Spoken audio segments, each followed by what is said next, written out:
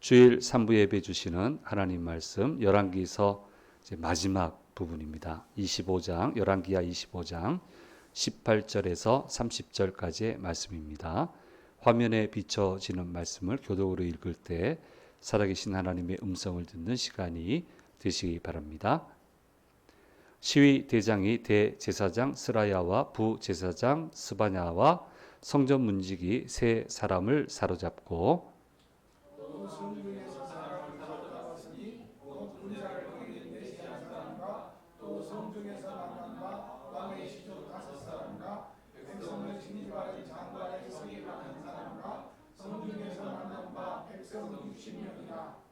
시위 대장 느부사라단이 그들을 사로잡아 가지고 림나 바벨론 왕에게 나아가매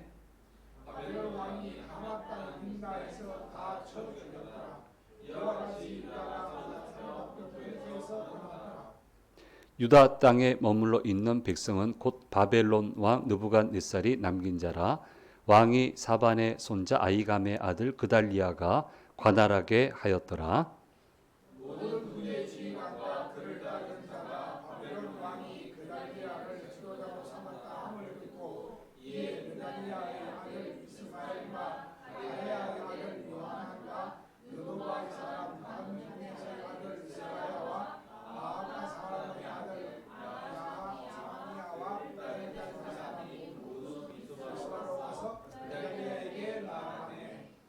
그달리아가 그들과 그를 따르는 군사들에게 맹세하여 이르되 너희는 갈대아인을 섬기기를 두려워하지 말고 이 땅에 살며 바벨론 왕을 섬기라.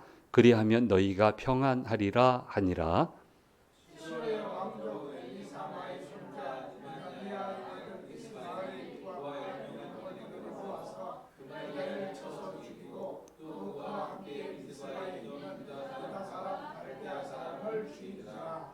노소를 막론하고 백성과 군대 장관들이 다 일어나서 애굽으로 갔으니 이는 갈대아 사람을 두려워함이었더라.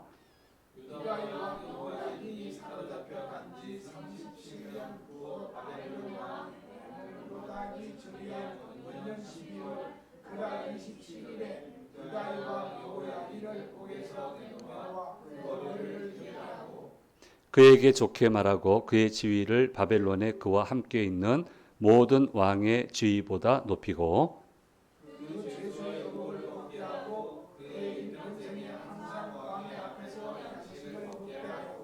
같이 있습니다. 그가 쓸 것은 날마다 왕에게서 받는 양이 있어서 종신토록 끊이지 아니하였더라. 아멘. 주일 3부 예배 오신 성도님들과 영상을 통해서 예배 참여하시는 모든 분들에게 주께서 주시는 은혜가 함께 하시기를 간절히 소망합니다. 예, 그렇게 열왕기서를 열심히 읽었는데도 아직도 이름 나오면 헷갈리시네요. 예, 어려워요. 굉장히 어려워요. 열왕기서 드디어 이제 마치게 되는데 이게 저도 맥이 빠지고 열심히 준비하는데 결국 망한 얘기 해야 되니까 이게 영적으로 좀 데미지가 있네요. 예. 이 오랜 동안 망한 얘기 계속 하다 보니까 그래서 이건 좀 안 되겠다 싶어서 이제 다음에는 에스더서 그 망한 상태에서 새로 일으키시는 하나님의 역사를 좀 보고 난 다음에 그 다음에 좀 잠언서로 좀 가야 되겠다. 아침 기도회를 잠언서를 할까 이 시간을 할까 하다가 좀 더 세밀하게 좀 묵상해야 되겠다 해서 이 시간으로 잠언서를 그렇게 순차에 맞춰서 좀 말씀을 좀 회복 말씀을 좀 봐야 될 것 같아요. 너무 이렇게 지지리도 못할까? 이렇게 망하는 길로 갈까? 예. 어쩜 이렇게 그렇게 수백 년을 망하는 길로 갈까? 예. 그런 마음이 들어서 좀 회복이 돼야 될 것 같습니다. 한 나라가 사라지는 데에도 쉽게 사라지지는 않죠. 많은 일들이 일어나죠. 그래서 나라가 망합니다. 그 망하면 일어나는 일이 그냥 끝나느냐? 그렇지도 않습니다. 후속 여진이 아주 강력한 그 지진이 계속 몰려옵니다. 이게 끝이 없습니다. 끝이 없이 완전히 힘을 잃을 때까지 그런 이 지진이 망함의 지진이 몰려오는 것을 오늘 말씀은 기록을 해주고 있습니다. 느부갓네살의 바벨론 정책은 그야말로 초토화 정책입니다. 쓸만한 사람은 모두 제거하거나 포로로 끌고 가서 점령지에는 그냥 그런 사람만 남겨놓고, 농사는 져야 되니까, 그리고 그 곡물은 받아야 되잖아요.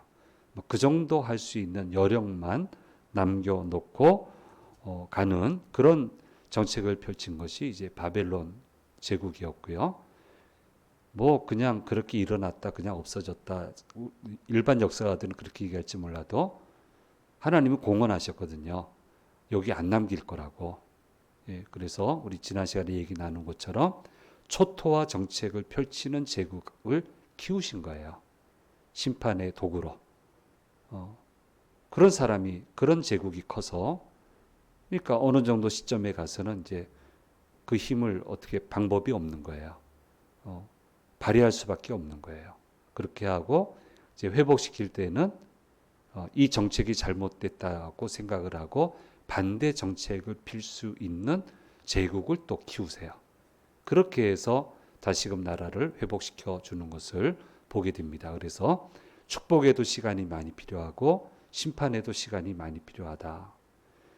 축복의 임계점을 넘으면 감당할 수 없는 축복이 임하게 되고, 심판의 임계점을 넘으면 멈출 수 없는 심판이 임하게 됩니다.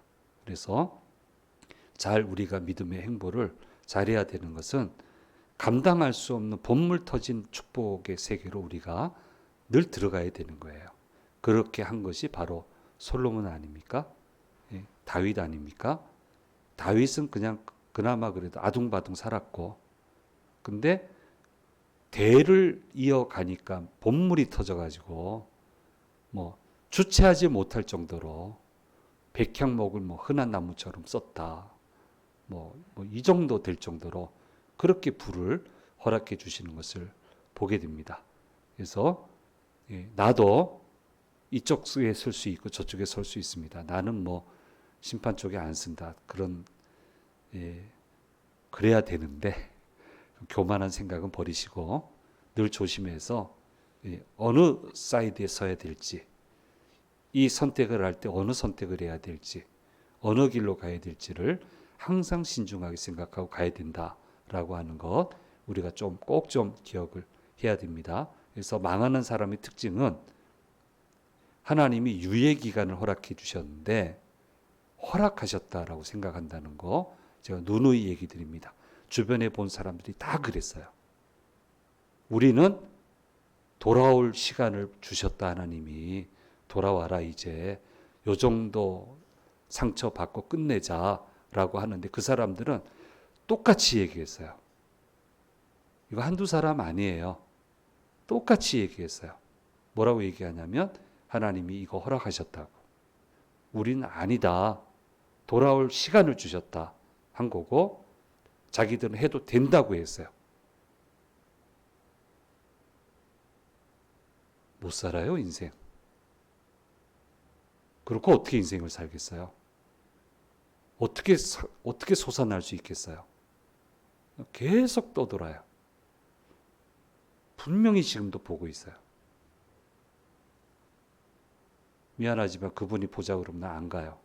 왜 가요, 그 사람한테? 갈 수가 없지, 그 사람한테는. 그러니까 나는 안전지대다 그렇게 생각하면 안 됩니다. 그렇게 생각하면 안 되고 하루하루의 행보를 정말 신중하게 잘해야 돼요. 내 앞길에 방해되지 않도록, 그렇죠? 내 미래를 좀먹지 않도록 그렇게 신중하게 생각하고 신중하게 하루하루의 행보를 해 가야 된다. 잘 되겠지. 그런다고 잘 안 됩니다. 어떻게 그렇게 잘 돼요? 잘 되겠지, 잘 되겠지. 뭐가 잘 돼요? 맨날 그 얘기만 하지. 잘 되는 길을 걸어가야지. 잘 되는 행보를 해야지. 그래야 되는 거죠. 이것을 좀 적극적인 개념으로 좀 생각을 해볼 우리가 필요가 있습니다. 왕은 사로잡아 갔으나 아직 여력이 있는 유다를 정리하기 위해서 누부사라단 신하를 보냈는데 이 사람이 굉장히 잔혹했습니다. 눈치 풀릴 정도로 잔혹했어요. 힘이 있는 사람들을 처참하게 정리를 하는데요. 대제사장 그라야와 부제사장인 스바냐, 성전 문지기 이처럼 종교 지도자 3명을 사로잡고요. 궁정 관료들을 사로잡습니다. 전투 병력을 지휘하는 네시 왕의 고문관, 네시 고문관, 네시를 붙잡고 왕의 고문관 5명을 붙잡고 백성들을 징집하는 군대 지휘관의 서기관을 붙잡게 되고요. 백성들 가운데 지도층 인사 60명을 붙잡게 됩니다. 이들 모두를 사로잡아서 라블라에 있는 바벨론 왕에게 데려가는데 왕은 그곳에서 전부를 쳐 죽입니다. 이 사람들이 똘똘 뭉쳐서 바벨론하고 싸웠거든요. 살려둘 수 없습니다. 어느 나라가 점령을 하든 못 살려둡니다. 이거는. 지금이야 재판하지만 그때 그런 게 어디 있습니까?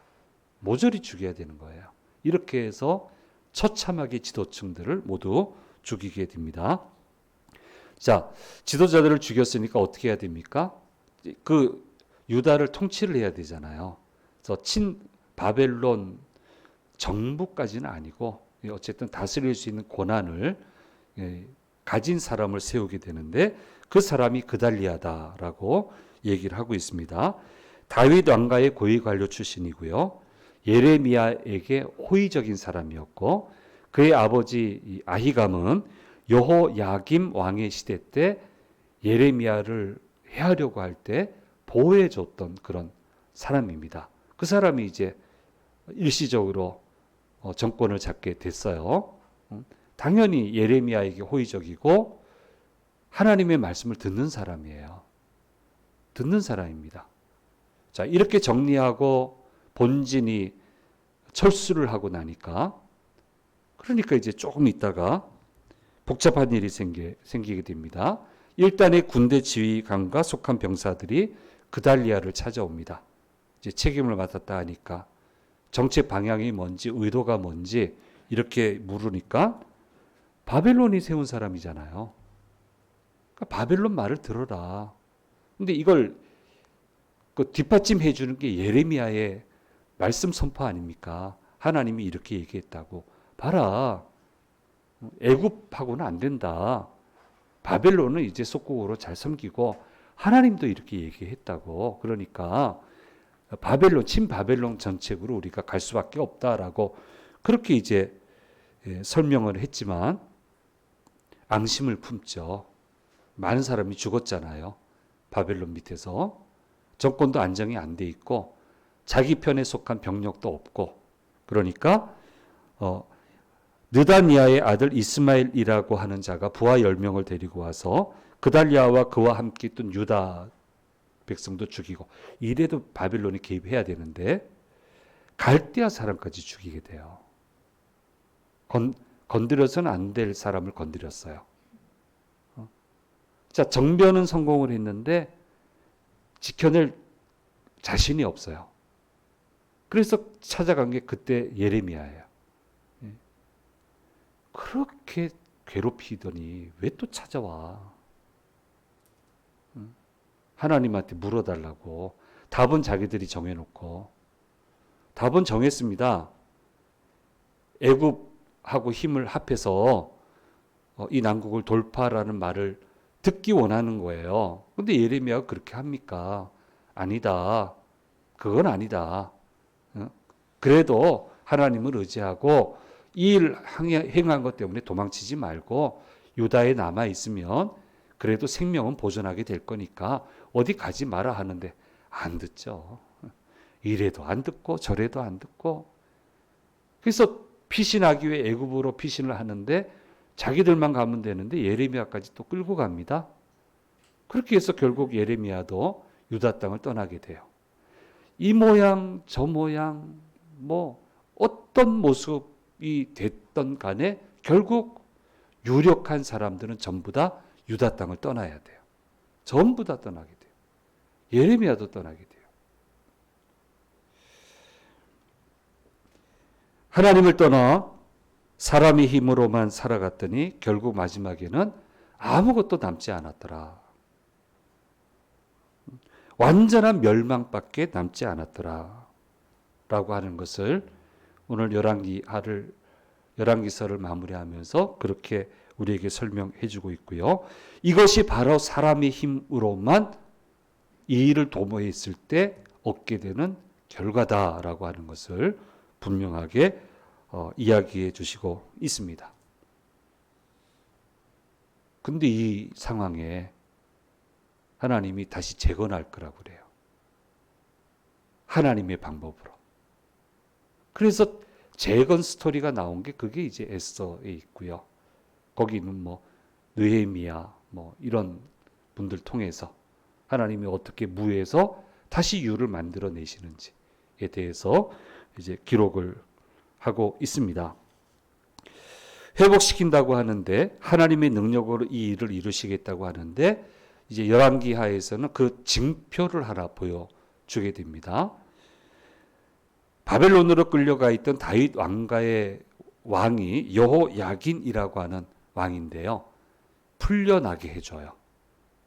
풀려나게 해주고 끌려와 있던 모든 왕보다도 더 높은 자리에 앉게 해주고 그가 쓸 것은 죽을 때까지 조금 더 부족함이 없이 이 바벨론 왕이 그렇게 공급해 주었다라고 기록을 하면서 오늘 성경은 끝을 맺고 있습니다. 그래서 이게 크게 두 가지 해석으로 갈리는데 뭐 그래봐야 포로 신분 아니냐. 그러니까 이스라엘은 유다는 완전히 멸망했다라고 하는 것을 보여주는 얘기다라고 하는 사람이 있고요.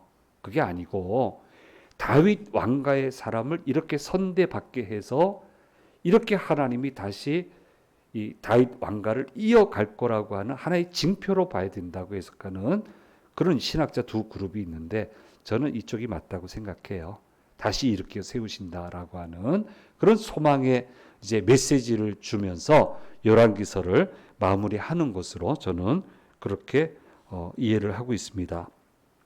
하나님 없이 스스로 잘났다고 생각했던 사람들이 왕국을 이끌어 나갔을 때는 완전히 나라가 무너지고 말았고 막을 방법이 없었습니다. 그리고 가나안 땅에는 정말 비천한 사람만이 남았습니다.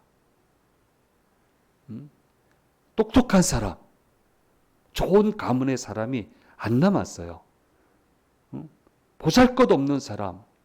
근데 거기서 어떻게 하나님 나라가 다시 시작이 되냐고요. 그런데 예수님이 그 가운데 오셔서 그 비천한 사람들을 중심으로 해서 다시 하나님 나라를 재건하시는 것을 보게 돼요.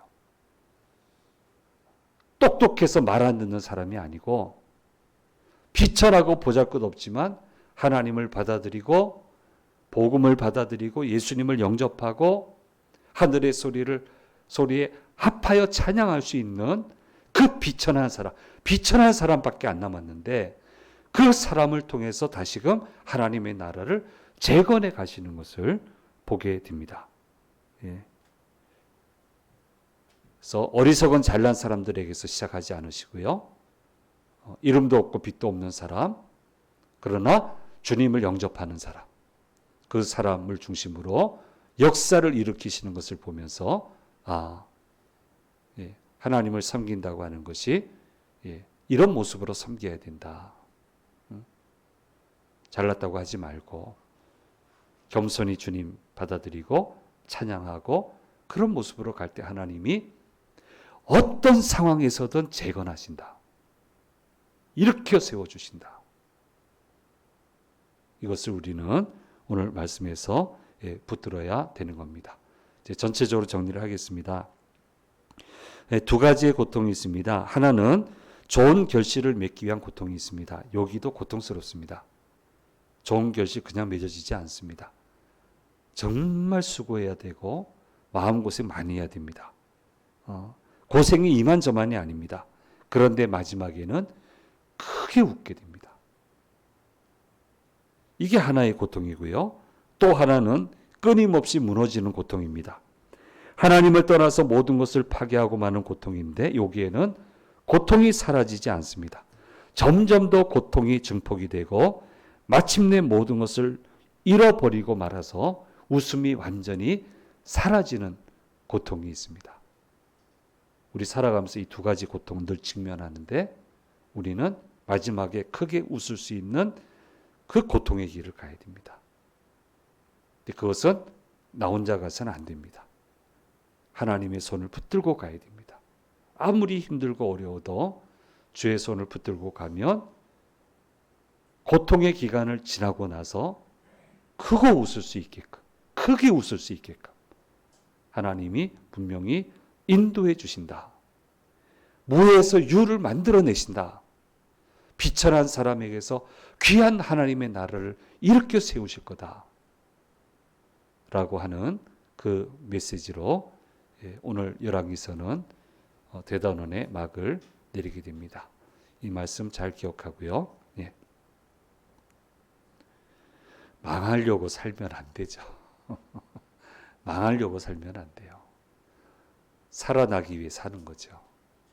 이거 우리가 잘 기억하고 주님 꼭 붙들고 우리는 망하지 말고 어리석은 잘난 사람 되지 말고 못났지만 하나님이 붙들어주는 사람, 살아나는 사람, 그런 사람으로 늘 살아가게 되시기를 주의 이름으로 축원합니다.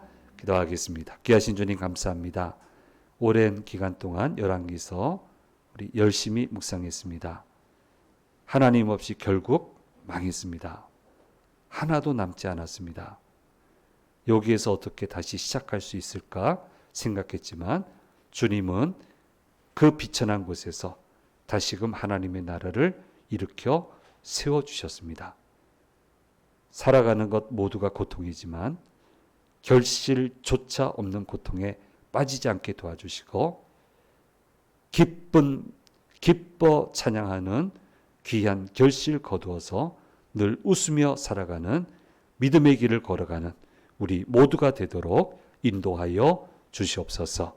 한 주간 시작합니다. 넉넉히 이기는 한 주가 되도록 도와주시옵소서. 감사드리고 우리 주 예수 그리스도의 이름으로 기도드립니다. 아멘.